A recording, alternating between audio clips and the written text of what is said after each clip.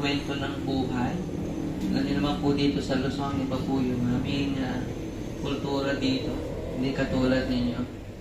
Pero ang isa pong napakahalaga dito, katulad po ng mensahe, gusto niyong talikuran lahat. Kalimutan lahat ng mga karanasan na yan, yung mapapait na mga karanasan yan, at gusto ninyong harapin ang buhay. Amen po ba?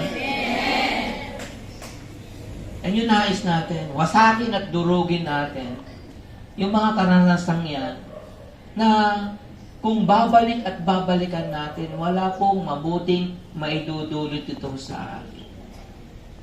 Kaya sa oras po na ito, hayaan po ninyo na sa pagitan po ng bawat sa aming narito, matulungan kayo na kalimutan po yan. Ang sabi po ni Apostol Pablo, kung babasahin niyo lang po, yung gawing itaas noong pinagbasihang talata. Nakikita po at mababasa po natin doon. Ano po, sa verse 13, sabi po niya, mga kapatid, hindi ko pinalalagay na nakamit ko na ito. Ngunit isang bagay ang ginagawa ko, habang nililimot ko ang nakaraan, sinisikap na marating ko ang layunin ng nais kong makamtan. Ang Panginoon mayroon pong plano sa inyong buhay. Mayroon din kayong plano para sa inyong sarili. Sa oras po na ito, hayaan po natin na yung plano natin at yung plano ng Diyos ay magkaisa. Amen po ba? Amen! Kung inaanayaan ko po kayong tumayo, tayo pong lahat ay yumuko, tayo po ay manalangin.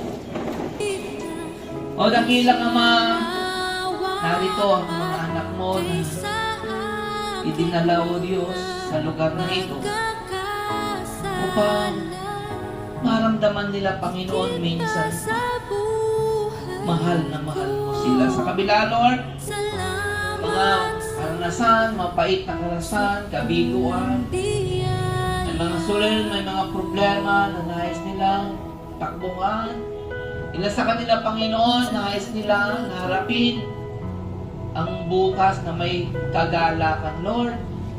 Sa oras na ito, winawasak namin, dinudurog namin, Panginoon, ang anumang masasamang karanasang ito at nais mo, Panginoon, na harapin namin ang bukas sa umaga, Panginoon, na may galak, Panginoon, sa aming mga puso.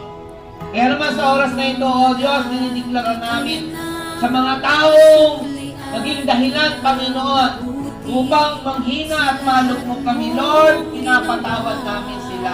Sila naggumawa ng kamalian, karahasan, masakit ng mga salita, Panginoon.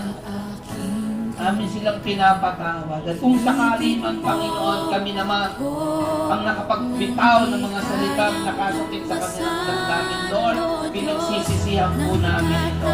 Patawarin mo kami. Hayaan mo po na yung banal na dugo ng aming Panginoon Kristo na nabubo doon sa krus ng Kalbaryo ang humugas sa aming mga puso, Panginoon. Linisin at dalisayin kami, Panginoon. Gawin kami kaaya-aya at karapat-dapat sa iyo. Panginoon, sa oras na ito, patuloy namin kinikilala ka sa aming mga buhay. Mahal na mahal ka namin. Bayaan mo po sa kadalisayan ng aming mga puso, Panginoon, amin itong ibukas sa iyo. Inaanyayahan kang pumasok sa kaibuturan ng aming mga puso. Maghari ka sa aming Panginoon.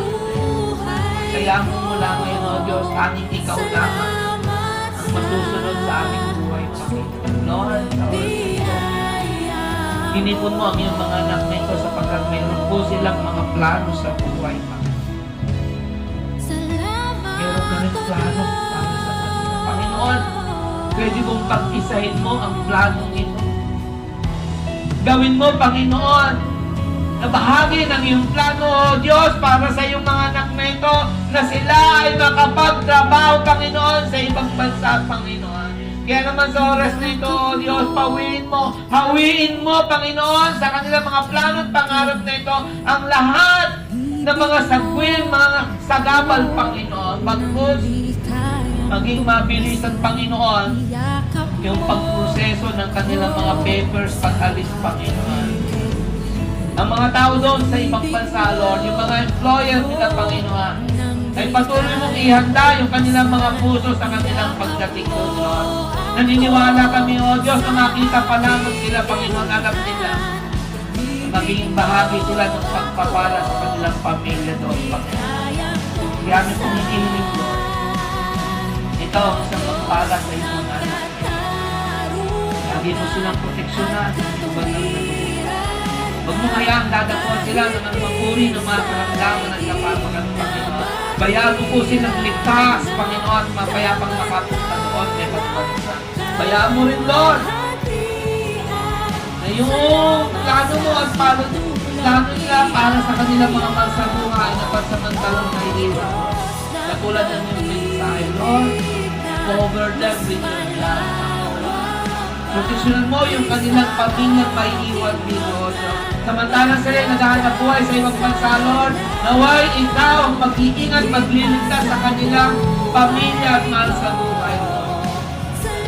Naniniwala kami, Panginoon, na yung kalungkutan at samantalang pagkakalayo, papalitan mo ng dala. Sapagkat sa kanilang pagbabalikbayan, Lord, yung kaginhawahan na yung pinangako, yung buhay na masagana, buhay na masaya, buhay na matagumpay, Lord, ay tinatamasa na ng kanilang mga anak at mahal sa buhay, Lord. Kaya mo rin, Panginoon, na sa oras nito, makita nilang bukas ang lahat ng mga pintuan at tulong mga nagkakagilan, Panginoon. Makita nilang bumubuhos, Panginoon, ang masagana ng pagpapala at bendition sa Panginoon. Opo, Panginoon, bilang maging sa kanilang buong pamilya at maging sa agency nito, Panginoon. Bless mo po, Lord, Lucy, Edith, sa mga Lord. Salamat po sa kanilang pagmamalasakit at pagmamahal, Panginoon, sa aming mga kababayan nito, Panginoon. Salamat po sa kanilang marundong na pagnanasang matulungan ang maraming mga tao upang magtamasa ng maginhawang buhay. Bless po po sila, bless po yung agency nito, Panginoon. Pagpalain mo rin po yung iba pa nilang mga kabuhayan kaliharian, yung kanilang pamilya, Panginoon, ay lagi mong ilalayo sa karasan sa pamaka. Patuloy po silang sumagana. Lamang sa kasaganaan nilang tinatanggap, Lord, naging masagana rin sila sa pagbabahagi nito at pagpapala. Salamat po sa teachers dito, motivators, Lord, sa kanilang Panginoon. Sa kanilang nagpapahagi, Panginoon. Hindi lang yung kanilang oras, yung kanilang araw, hindi lang yung kakayahan, kundi maging buhay nila, Panginoon, ay binibigay nila para sa aming mga kapatid na ito. Ikaw po magpala sa kanila. Palatingin po yung lakas ng siglat ng kanilang Panginoon. Pagpalain mo rin po yung kanilang mga mahal sa buhay. Gawa po, makita nila, Panginoon. Lahat ng kanilang mga pagpapagalan sa Pilipinas ay patuloy naghahatid nila. Kung sa dapat diyan. Panginoon, maraming pagkakalang namin sa oras. Lahat ng aming mga panalangin, lahat ng aming mga kanina, wala po pinuturan ng aming mga puso ay nakabot sa iyong banal na loob ng awa at biyaya. Hindi mo kong ibinigay sa amin. Pero Panginoon, ulit ka namin pinuturin din sa salamat. Ulit kami pagkatito po ang aming sama-samang pagdalangin. Kahit pangalan lamang na Jesus na aming sarili, Panginoon, ang tagapagligtas. Ang lahat ay sumigaw ng malakas